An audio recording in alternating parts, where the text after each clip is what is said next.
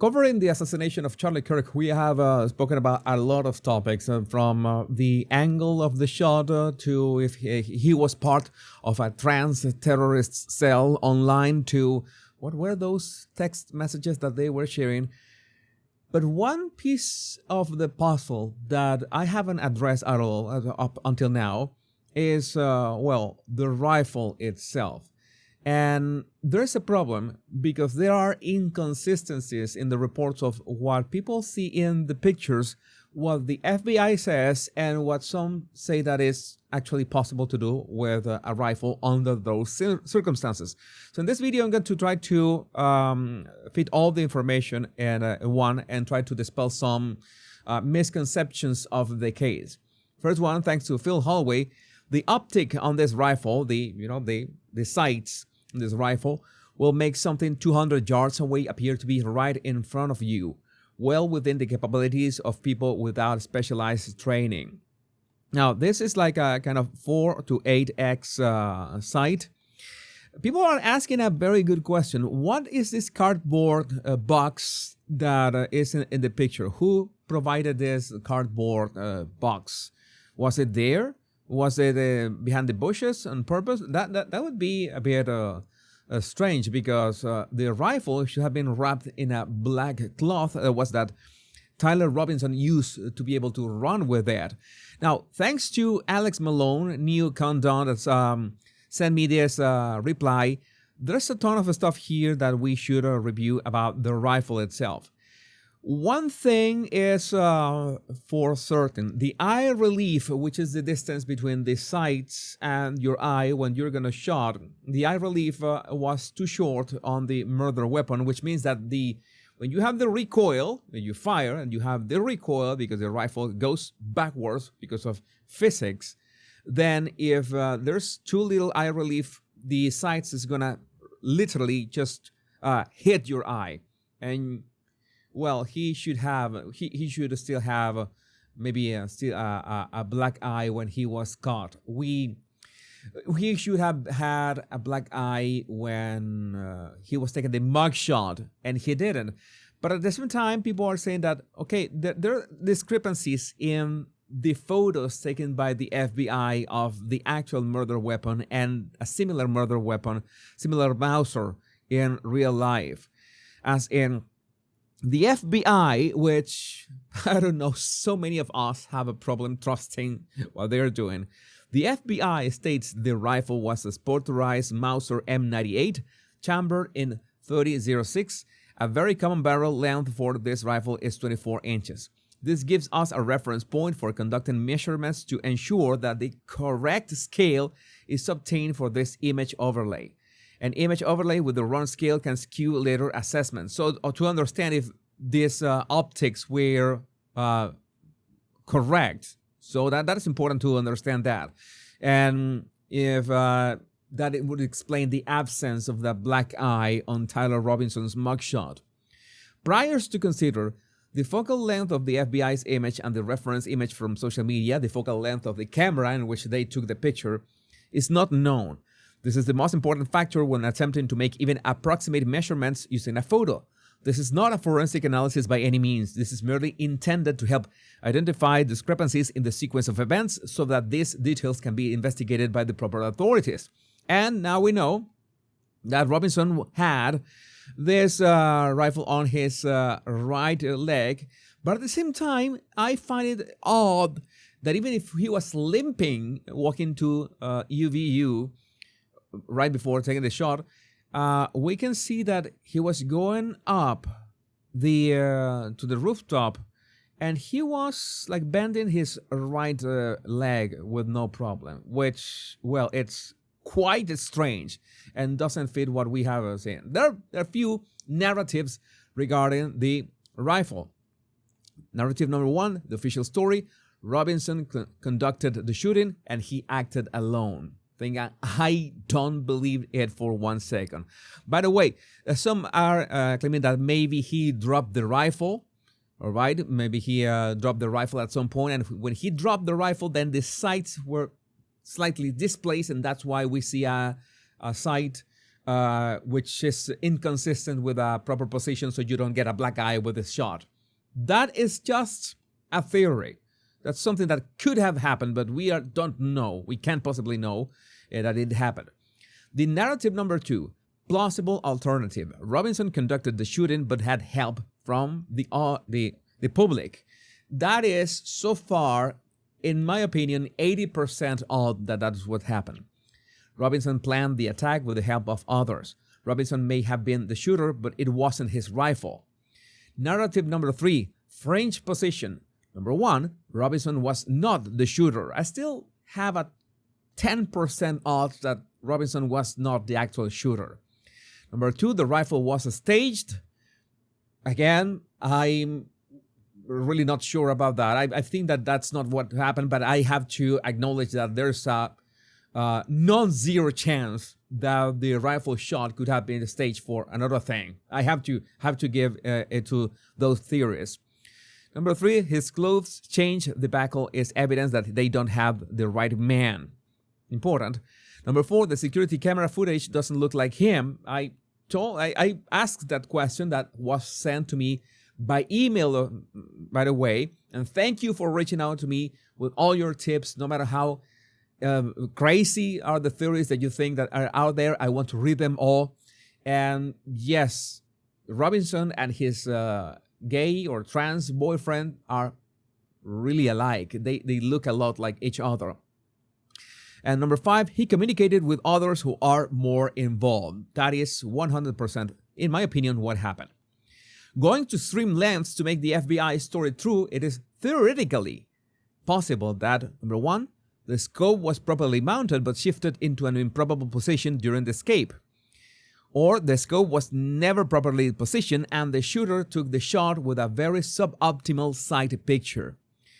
Unlikely due to the suspect having some knowledge of firearms. Tyler Robinson had a knowledge of firearms from a very young age. Number 3, the rifle did not belong to the shooter and was on loan from someone else who had mounted the scope in this manner. And why would they mount the scope in that manner? Well, number 4, this rifle was planted to make observers think that this was the weapon used. That is another theory, yet another theory that we don't know if when he was running with that rifle on his hands with that dark cloth, if it was actually a rifle inside a dark cloth. We have no way of saying it. We have to be clear on what is the evidence that we have and what can we infer from what actually happened.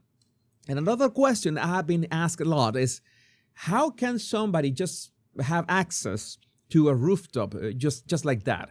Usually when you have universities and companies or any other structure, you have like limited access, or the access is locked. And thanks to gun-shy martyr, many are wondering how he can get a rifle on the roof in the first place. Easy. First pic shows the sniper perch. This is the first picture.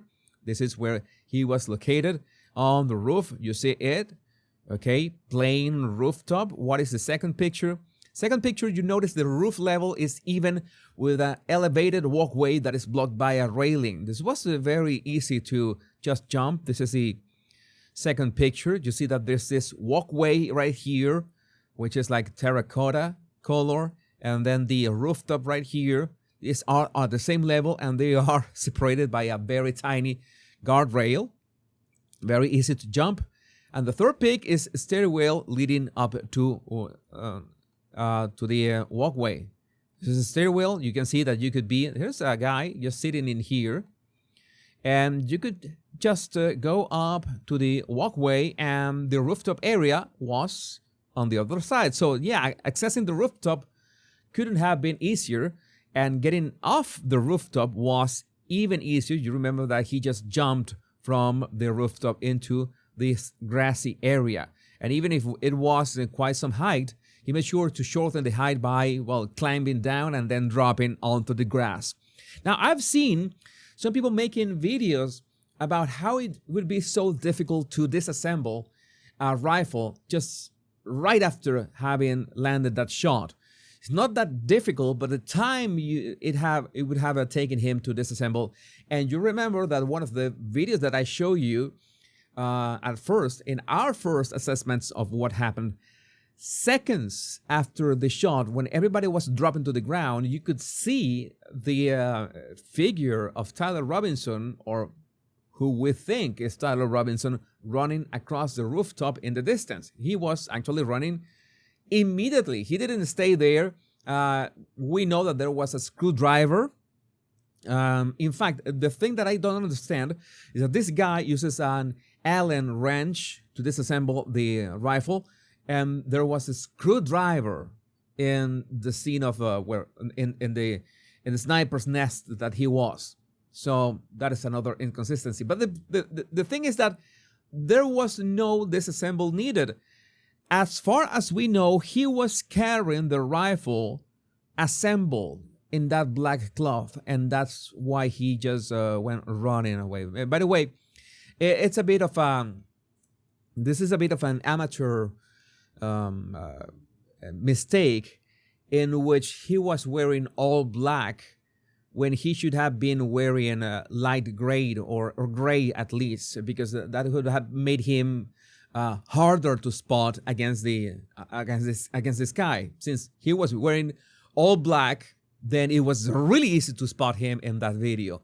But again, it's anyone's guess who are all the people who are behind this, because there has to be more than one of them. So he drops to the ground. You can see that he was carrying something, and then he just ran away. We already went through that footage. So the rifle itself, thanks to Sebastian Lynch, the gun that killed Charlie Kirk was a Mauser 98K 30-06 top load 5-bullet rifle. It had a 5-round stripper clip and a 4x to 8x scope, the same that were used in the Second World War. These guns are reputed for their accuracy and deadly firepower. They were the main weapon of choice the German snipers used because they were so reliable, light, and precise. In the hands of a skilled operator at 200 yards or less, Charlie was never going to win that debate. Pray for his family and pray for the Lord that they might find us out of the world and the evil that caused this. Remove that evil. This is the model of the rifle. You see that in this case, the scope, the eye relief makes more sense than this, which is way backwards. So what happened? Still anyone's guess. So yes, there are still some questions. I think that the question that how to disassemble the rifle is a bit misleading, because no, he never disassembled the rifle. He just ran out with the rifle assembled, or what we think was the rifle assembled. But since the sound of the shot was consistent with a rifle, the moment of the shot and Charlie getting the projectile matches 140 yards, we can assume that was a rifle at that distance. And we need to assume that this was the rifle itself. I guess that it is really easy, really easy to match the bullet, whatever it is, because we have no idea where the bullet is, to if it was fired from this. That is the easy part. But again, who gave Tyler Robinson the rifle? Who provided him with the rifle? And how, in how many ways he's trying to fool us into believing that his boyfriend knew nothing about this. And so many accounts, so many people on those Discord groups and those Discord chats already tweeting and sharing that something big was going to happen on September 10, that Charlie Kirk is coming to town for something big. So many people knew. How many people were in the audience, giving him some kind of cue about when to shoot a rifle? Well, there's still too many questions. We are just crawling very slowly to these answers, but meanwhile, these are the pieces of the puzzle that we need to deal with. You have any tips? My Instagram, and my email are right there in the description of this video. My name is Jesus Enrique Rosas. I'm the Bad Language Guy. Much love and bliss.